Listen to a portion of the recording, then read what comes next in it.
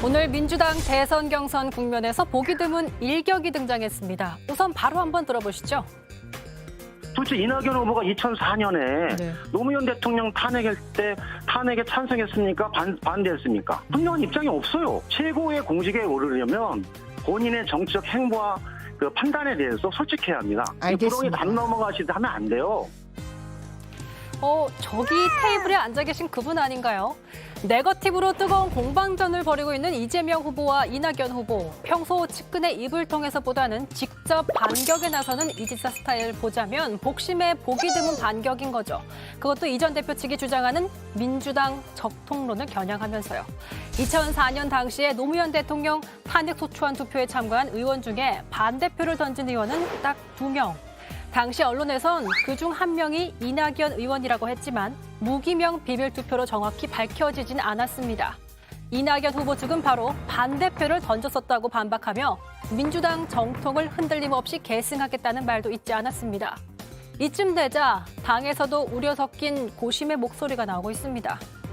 다시 못 볼 사람인 것처럼 공격을 하게 되면 스스로 자해 행위가 될 수가 있습니다. 서로 비판을 하더라도 선의의 경쟁이라는 것을 항상 인식할 필요가 있다. 고 노무현 전 대통령까지 소환된 두 후보의 네거티브전. 3개월 뒤에는 신사답게 훈훈한 원팀으로 돌아올 수 있을까요? 예, 첫 번째 주제는 이낙연에게 탄핵이란으로 잡았습니다. 일단 강정 아나운서가 브리핑을 하는 동안에 육두품 뜻을 제가 앞서 이제 성일종 의원님 얘기했을 때 언뜻 어떻게 대답해야 될지 몰라서 그 중간에 여쭤봤는데 나름 의미가 있더라고요. 한번 다시 설명을 해주시죠. 왜 민주당의 경선이 현재 육두품인지. 신라시대에 왕을 뽑을 때 성골, 진골, 죽여서 품계가 있었잖아요. 예. 성골에서만 임금이 나왔거든요. 그러니까 지금 이낙연 대표는 성골이 아니라는 거거든요. 친문의 핵심이 아니다. 친문이 아니다. 예. 친문은 누구냐면 결론적으로 노무현 대통령을 지켰었던 사람들만이 그 적통성을 가지고 있다. 이렇게 예. 주장을 하는 거잖아요. 그런데 옛날에 그 탄핵을 할 때 찬성을 했잖아요. 많은 사람들이 민주당이 당시 새천년 민주당에서 그렇습니다. 탄핵안을 찬성. 열린민주당은 열린우리당은 노무현 대통령을 예. 보호하려고 하는 거고요. 아예 불참했죠. 예. 그렇기 때문에 이제 그 이야기를 하는 건데 왕이 되려면 품계가 성골만이 될 수 있다라고 하는 특수한 층들이 있었습니다. 예. 지금도 똑같습니다. 그렇기 때문에 그거에 대해서 아마 이낙연 후보 측이 우리 김영진 상황실장이 던지는 그 메시지에 굉장히 당혹스러웠겠다. 예. 저는 그리 보고 있습니다. 요새 이제 사실은 이 얘기를 했던 부분들은 대선 경선이 말씀하셨듯이 전주에 말씀하셨듯이 제가 정책 경쟁을 중심으로 비전을 중심으로 가야 되는 게 아니냐 했더니 그렇지 않다.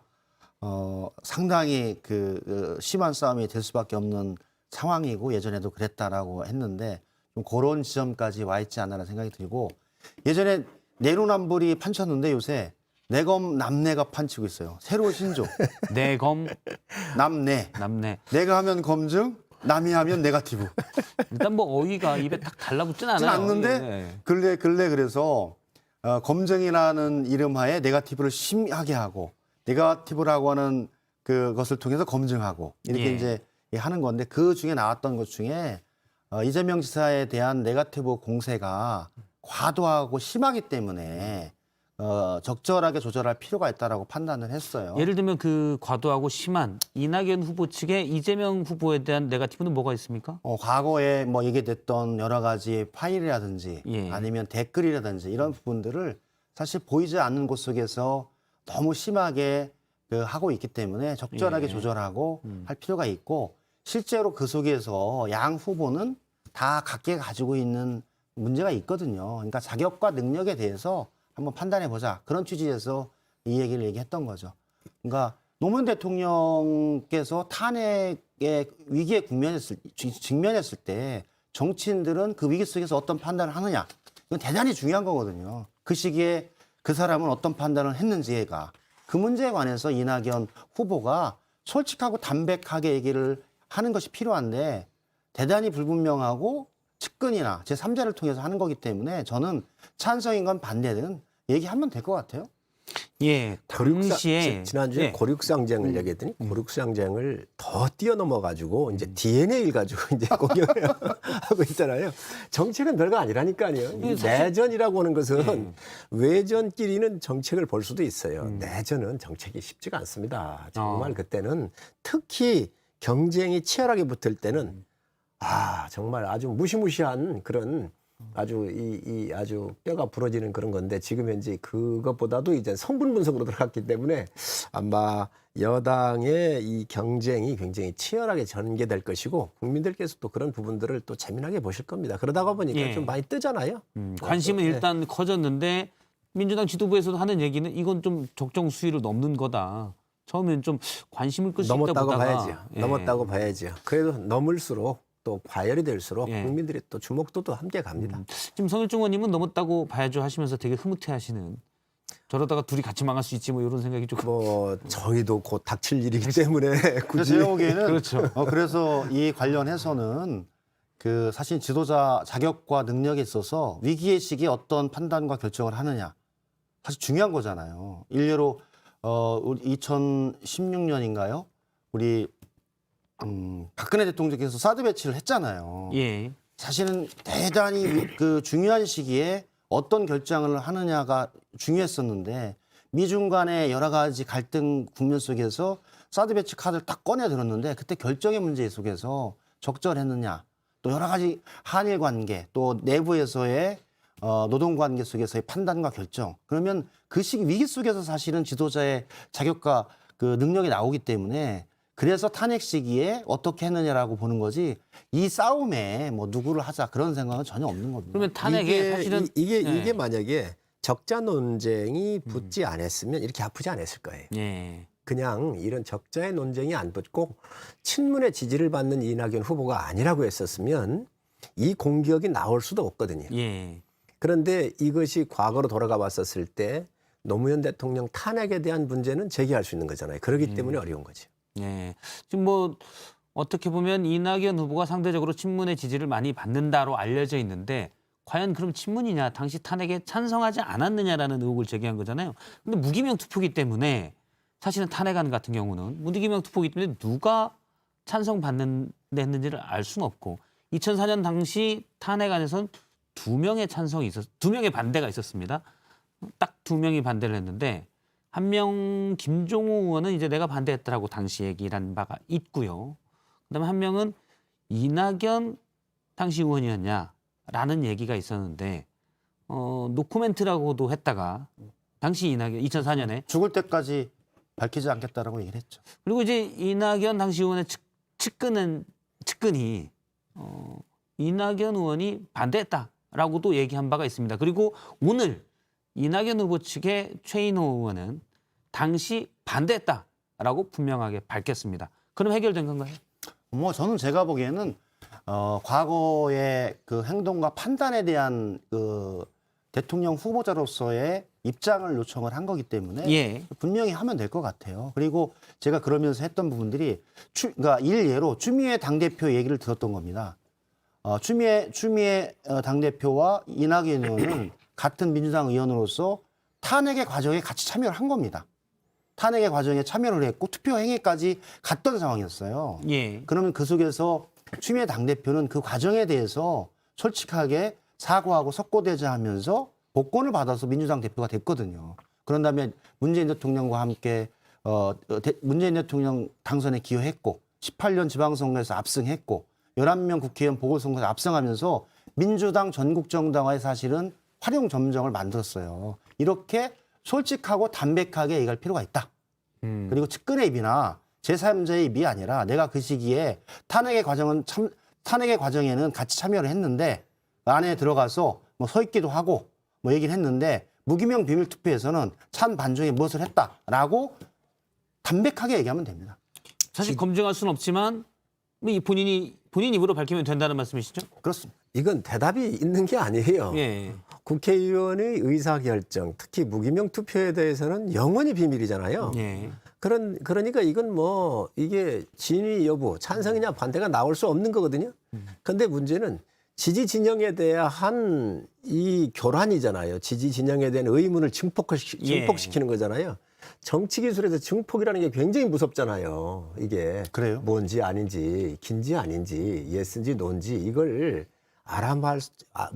그거를 정확하게 알 수 없는 상태에서 증폭하는 게 무서운 건데, 제가 볼 때는 아마 이재명 캠프에서 이 탄핵에 대한 찬성했는지 반대했는지에 대한 이 물음에 대해서 답할 때 상당히 어려울 거예요. 그리고 예. 이낙연 대표께서 캠프세요? 또 이낙연 대표께서 그 당시에 했었던 발언이 있더라고요. 내가 탄핵 발의안에 서명은 안 했지만 노 대통령에 크게 실망해서 당인으로서 고민하고 있다. 이게 2004년도 3월 11일 날 이렇게 얘기를 예. 하셨더라고요. 아마 이런 걸 가지고 얘기를 하셨던 것 같은데. 사실 이제 탄핵 투표는 5월에 있었고요. 예. 예. 그런데 내 볼 때는 이제 이재명 캠프에서 던진 이 증폭의 이 교란술이 굉장히 지금 혼란스러울 것이라고 생각합니다. 증폭시킨 당사자 김영신 의원님이 지금 전략 간 계신데. 거지. 전략 간 거지. 근데 그 정도는 아니죠. 저는 근데 예를 들어서 솔직하고 담백하게 얘기하는 것이 예. 그 정치 지도로서 입장이고요. 사실 위기의 순간에 어떤 선택을 하느냐가 대단히 중요하지 않습니까? 특히 우리나라는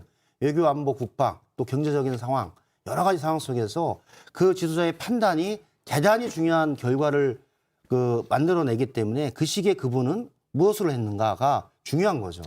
저는 국민의힘에서도 정책 결정에 대해서는 그리할 수 있어요. 그러나 정치적 판단은 그 당시에 양심적인 판단에 따라서 정치 환경에 따라서 진영에 따라서 얼마든지 틀릴 수 있죠. 그러니까 예. 이낙연 대표가 찬성했든 반대했든 그것은 밝혀질 수가 없겠지만 예. 그거는 이낙연 대표의 그 당시의 판단력과 정치적인 지향성 그리고 철학 이런 거에 근거한다고 봐야지. 예. 근데 어차피 결과를 검증할 수 없는 부분인데 이렇게 얘기하는 건 제가 이제 만약 이낙연 후보 측이면 이렇게 얘기할 수 있을 것 같습니다. 결과도 안 나오는 걸 일단 반대라고 얘기는 했는데 사실은 자꾸 노 전 대통령의 탄핵과 연결시키는 일종의 프레임 전략 아니냐. 그러니까 생채기 내기 아니냐. 이거야말로 네거티브 아니냐. 이렇게 얘기할 수 있거든요. 실제로 이낙연 후보 측의 최인호 의원의 경우 노 전 대통령까지 소환해서 네거티브를 했다라고 비판을 했거든요. 답을 하신다면요? 제가 보기에는 그거는 침수봉대예요. 객관적으로는 아까 말씀드렸듯이 그 시기에 예. 대통령이라고 하는 탄핵 시기에 이낙연 후보자가 어떤 선택과 판단을 했느냐에 대한 입장을 물은 거지 노무현 대통령을 소환해서 뭘 한다 그런 건 아니었습니다. 예. 당연한 거죠. 그래서 제가 보기에는 약간 당황한 것 같아요. 이낙연 캠프가 본인 스스로가 노무현 대통령을 소환한 거예요. 저는 어떤 상황에서도 노무현 대통령에 대한 부분들이 소환해서 우리가 정쟁거리로 삼는 것은 적절하지 않다라는 입장이었고 그럴 마음이 전혀 없는 거죠. 그거는 내가 보기에는 그 말씀을 하신 분이 소환하지 않았나. 그래서 앞으로는 절제하고 조심해야 된다. 그런 생각이 들어요. 아니, 김 의원이 성공했다니까요. 성공하지 성공했다고. 않았습니다. 여기 이 자리에 만일 앞으로- 최인호 의원님이 나오면 또 다르게 얘기하시는 거 아니에요? 물론 그렇죠.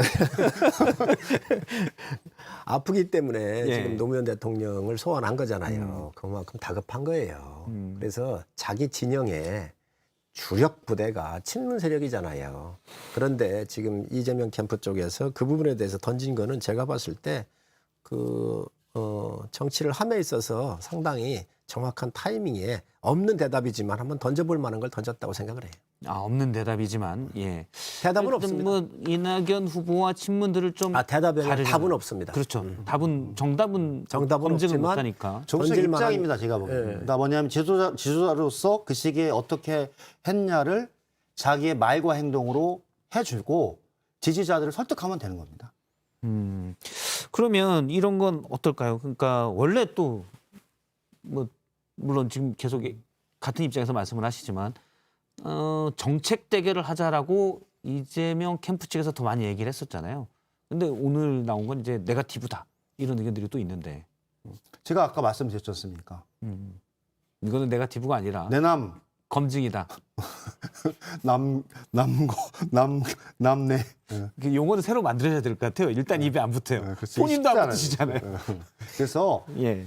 저는 없는 사실이거나 아니면 제3자나 주변부의 문제가 아니라 후보자 본인이 했던 행위에 대해서 그 판단과 결정에 대한 답을 요청하는 거거든요. 자꾸 예. 주변부에 뭐 사단법인 경기도 교통연수원에 제이모 씨가 이재명 지사의 SNS 방을 만들어서 댓글 공작을 했다. 이렇게 사실이 아닌 것을 가지고 하는 부분들은 적절하지 않다. 차라리 이재명 지사, 이낙연 후보의 행위와 판단, 그리고 그것에 대해서 제가 물어보고 서로 공방을 하는 것이 타당하지, 전혀 의원님 말씀대로 답도 없는 걸 가지고 저보고 해명하라면 어떡합니까? 종합상황실장도 모르는 SNS 방을 저보고도 해명하라면 해명할 수 있겠습니까?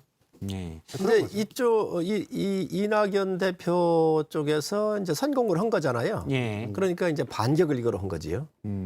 반격을 이렇게 한 건데, 원래 1등은 잘 나가는 캠프는 예. 정책 대결 하자 그래요. 품격 있게 하자 그래요. 우리는 다음에 하나로 뭉쳐서 잘 가야 된다, 이런 얘기를 하지요. 근데 1등이 아닌 나머지 쪽은 검증하자 그러지요. 이제 검증에는 여러 가지가 있죠. 네거티브인 것도 뭐 검증하자고 그러고 예. 여러 가지가 있는데, 그렇게 다 포장되는 거예요. 지금 현재 아마 이게 경쟁이 안 된다고 했었을 때는 그렇게 심하게 안 할 수도 있는데, 지금 이제 좀 좁혀졌잖아요. 좁혀지다가 보니까 아마 1등이 겪고 있는 그런 현상에서 2등이 추격하는 그 예. 모양새의 공격이고, 또 그에 대한 방어라고 생각을 합니다. 그렇죠. 저 뭐 의원님 말씀에 그 여러 가지 취재 방향은 맞고요. 원팀, 민주당 원팀으로 경선을 하지만 본선에서 좀 더 단합해 나가는 과정이 있는데, 여러 가지 그 과정은 있는데, 제가 보기에는 그래도 선을 남지 않고 가는 그런 원칙은 있다라고 봐요. 그래서 예. 잘 지켜내는 것이 대단히 어려운 거죠, 사실은. 근데 그것을 한번 해보는 노력이 있다. 그래서 선공으로 네거티브 하지 않으면 절대 네거티브를 하지 않는다. 라는 원칙이 있습니다. 일단 뭐 앞서 얘기냐면 이재명 후보 측만 나와 계시기 때문에 얘기를 하면, 앞서 경기도 교통연수원의 제이모 씨, 제이모 사무처장이죠. 얘기를 잠깐 하면, 일단 알려진 팩트는 제이모 사무처장이 텔레그램 단톡방에서 이낙연 후보에 대한 비방물들을 많이 올렸다는 건 팩트고요. 관건은 이제 그분이 이재명 지사와 무슨 관계냐의 문제인데, 이재명 지사 측은 예전에 사진 찍어달라고 사진 한번 찍은 관계, 그리고 내가 임명하는 자리도 아니고 그거는 그 경기도 교통연수원의 이사장이 임명하는 자리다라는 거죠. 이제 이낙연 후보 측에서는 왜 그러냐, 성남 FC에 또 뭐 팀장도 하고 있기 때문에 다 아는 사이 아니냐, 이렇게 주장하고 있는 거고요. 그래서 그런 여러 가지 상황이 있어서 저희들이 몰랐던 사안이었고, 종합상황실장이 캠프 내 SNS 방을 운영하지 않는데 어떻게 그걸 증명을 해줄 수 있습니까? 그렇지 않다. 그리고 그 사람이 공무원도 아니고, 공무원이 아닌 경우 당내 경선과 포괄적인 선거운동을 할 수 있는 사람이기 때문에, 예. 관련한 문제가 있으면 그러면 위반했다고 하면 이낙연 그 후보 측에서 그럼 고발을 해라. 그래서 선관이나 경찰이 조사를 받게 하라. 그렇게 얘기한 겁니다. 일단 뭐 이재명 후보 측만 얘기를 많이 해서 더 이상 요거는 이제 여기까지 네, 여기까지만. 어쨌든 이낙연 후보 측에서는 공세를 했으면 잘한 거네요. 이쪽에서 또 방어를 했으니까. 요 얘기 하나만 성일종 의원님이 여쭤보도록 하겠습니다. 이준석 대표가 오늘 여권 후보 중에 무난한 후보가 이재명 지사다. 현재 지지율은 더 높은데, 이건 전략적인 건가요? 아니면 당내에서 실제 그렇게 보고 있습니까? 이재명 캠프의 상황실장을 앞에 두고 얘기하시기는 부담스럽겠지만 워낙 솔직하신 분이시니까. 누가 나와도 부담스럽습니다. 저희 입장에서 솔직히 얘기를 보면 예. 민주당의 후보가 만만치 않기 때문에요. 누가 나오든 쉬운 후보는 없다. 예. 오히려 제 개인적으로 생각할 땐 이재명 후보가 더 까다롭다라고 생각을 해요. 왜 그렇습니까? 경상도 출신에다가 당은 민주당이 경상도 출신에다가 경기도를 갖고 있잖아요. 일단 영남 기반이라는 거죠. 그렇습니다. 그렇기 때문에 오히려 이재명 후보가 더 까다롭다라고 보여져요. 그러나 이제 이재명 후보는 또 많은 약점들이 좀 있지요. 예.